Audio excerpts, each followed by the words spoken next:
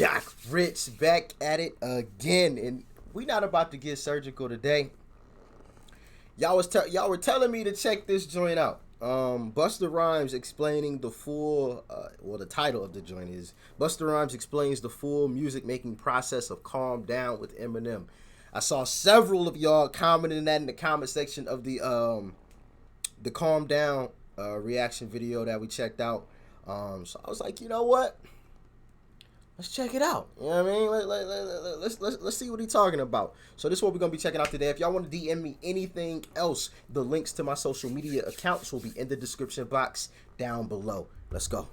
And that's why even when I hear Calm Down, that's one of those where it's like I don't know what the battle was between you and Eminem. Scoop Deville is in the neighborhood also, man. Scoop, you produced this one. Yeah, man. And Scoop played it for me a while ago. And I told him, I said, Scoop, I need to jump on this song too. And he was like, lyrically, you can't handle it. And I understood him then, and I think he wasn't bullshitting. No disrespect to Big Boy, but yeah, that Calm Down track, oh my fucking God. I mean, it's so. If you haven't seen the video, go and check it out. It's fire. Thank you for being honest with me. You know what I'm saying? But how does the song with Eminem and Busta Rhymes come together? Because there's absolutely no gimmick to you guys. When y'all want to go and do that pen, y'all ink runneth over. How did that come about? So Scoop, I meet Scoop through Macho from Terror Squad because Scoop did a joint for Fat Joe. I get a 3 a.m. phone call from him. You take that call, huh? I didn't get it because I was asleep. Oh, and okay. I wake up to it. What you doing and sleep at 3 in the morning? No, come on. I wake Called him at 3 in the morning. God up and it's damn. like, man, he's like, yo, this record is crazy that you did for Joe, and we got to get in. Like, Happy New Year, congratulations. So, Yeah, I mean, I put the APB out on him. 'Cause Yeah, I you heard did. the Joe record. I called Macho immediately. I like, whoever did this beat, I got to speak to him. That's dope. And you did work for Kendrick also. yep. So Definitely. there's a connection here. And then the I Wanna Rock record with Snoop, that just had me stupid. Like, I just was like, I can't understand how he keep doing it The this impact way. of that record and everywhere, worldwide and on the East Coast, a lot of people just had, they really loved it. So everybody rapped on it. That record alone just had everybody buzzing off of what I was doing at the time. And then Joe hit me, and then after that, Bus, man. So when he gave me the beat, I was actually coming to see him to do a remix verse for I Wanna Rock. Yep. That's how it happened. So then he plays the beat, and I said, I Wanna Rock remix can't happen now. Right. I got to get to He this said, record. scrap this. So I get to the record. I made the record, 2 16-bar verses and a hook. The song is 3 minutes and 8 seconds. 3 minutes and 8 seconds. I think the Calm Down track at this point, I think it's like 6 minutes long or something crazy. It's a longer track.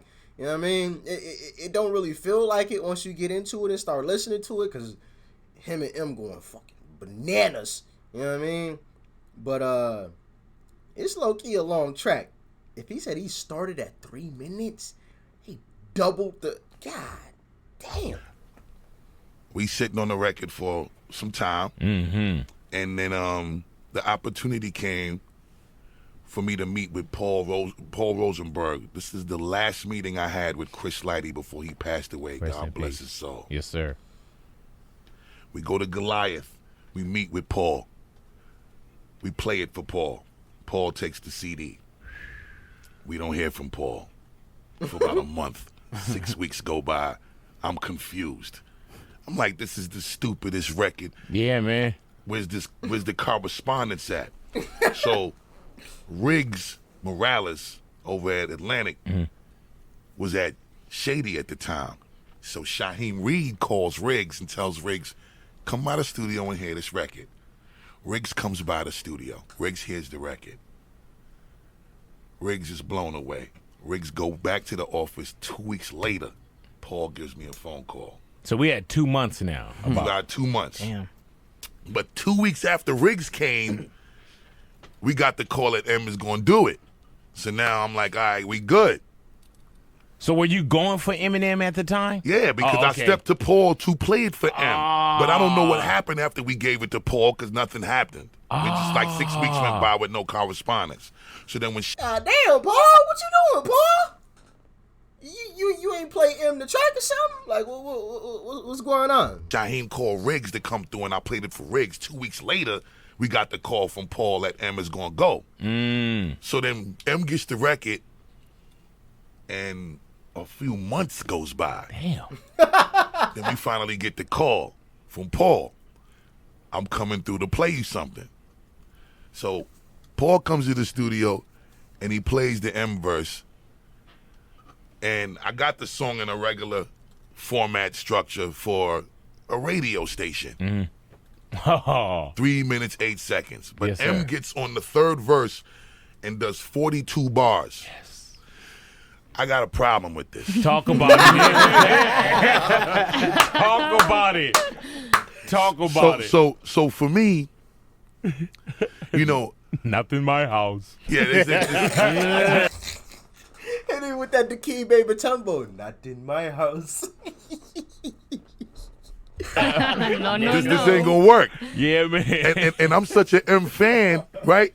That I'm not even thinking about the consumer yet. I'm thinking about him. I'm like, I'm not gonna disappoint him and let him 100. think that what's happening here is gonna be this easy. Right. There's gonna be some challenge now.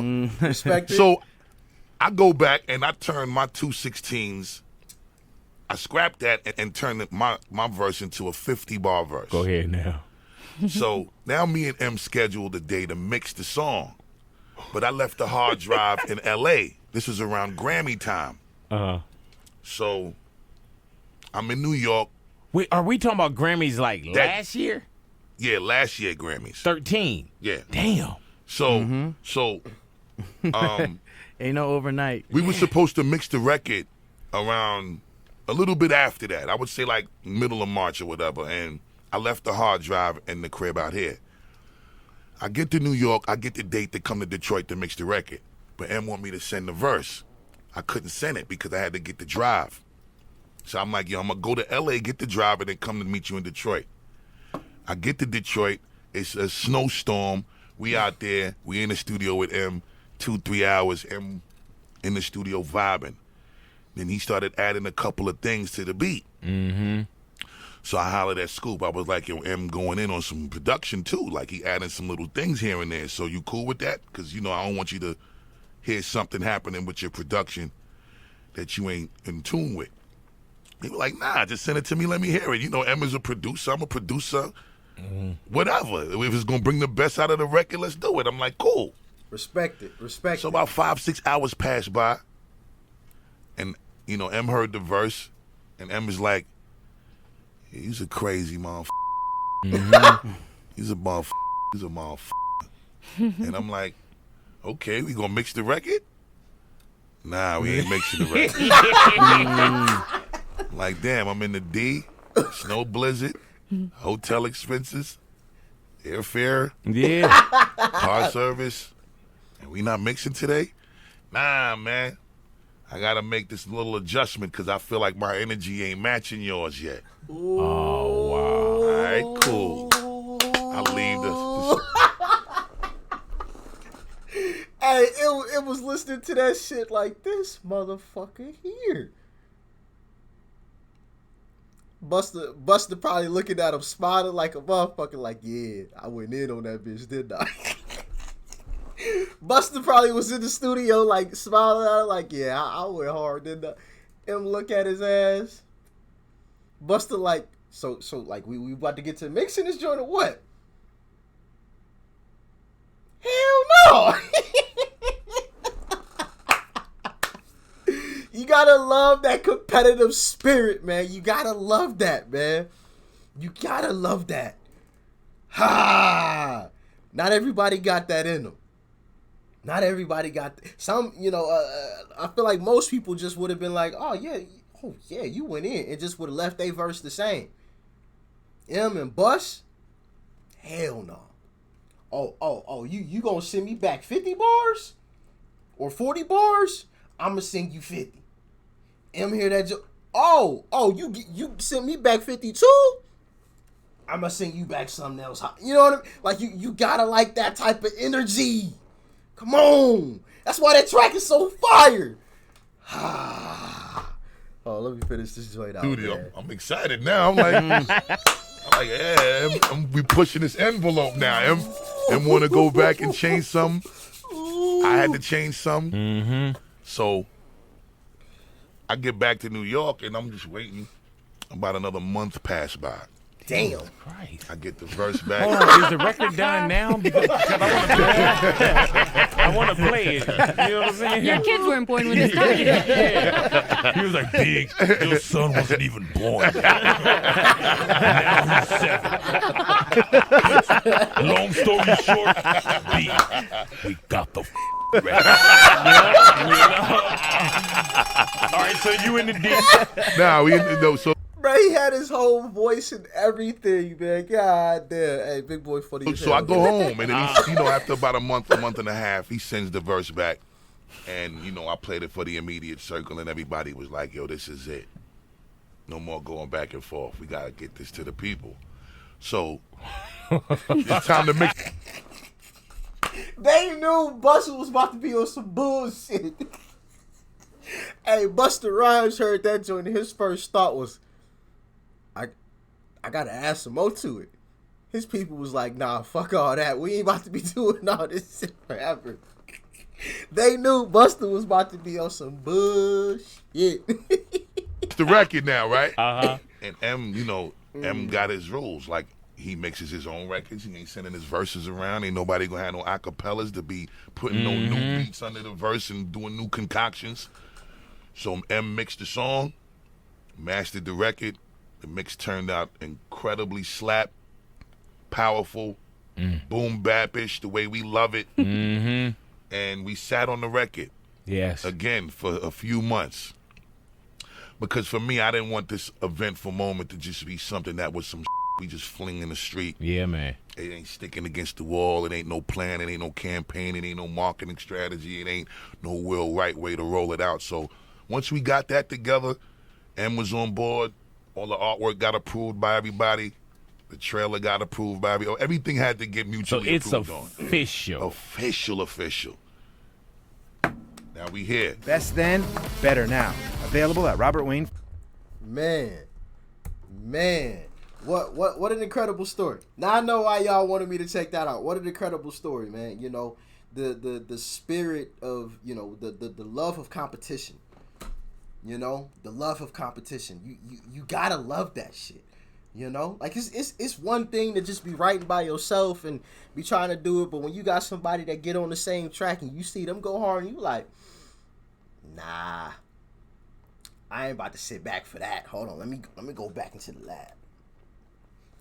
M here, nah, we ain't mixing shit today. I gotta go fix some shit. You gotta love that, man. You gotta love that. That's that fire mentality right there. When you allow the competition to step up your game. You bring up your game with the competition. You don't just sit back and just yeah, it's cool. Like, nah, fuck all that, nigga. We going at it. This is what I do. Man. And we heard what came out of that. We heard what came out of that, and what came out of that was lyrical annihilation. I mean, just absolute slaughtering that instrumental. Like, that instrumental is DOA. Like, if anybody else try to use it, it is DOA. It's done for. Dunzo. Like, you can't use that instrumental. It's done for. They murdered that thing. Golly, man. But let me know what y'all thought about it in the comment section below. If y'all enjoyed the video, as always, leave a like before you go. Smack the subscribe button. That's right over there, as you guys already know. And, of course, family, check out the video that's right over there, too. You might like it. And I'm going to catch y'all on the next one. Doc Rich, I'm out.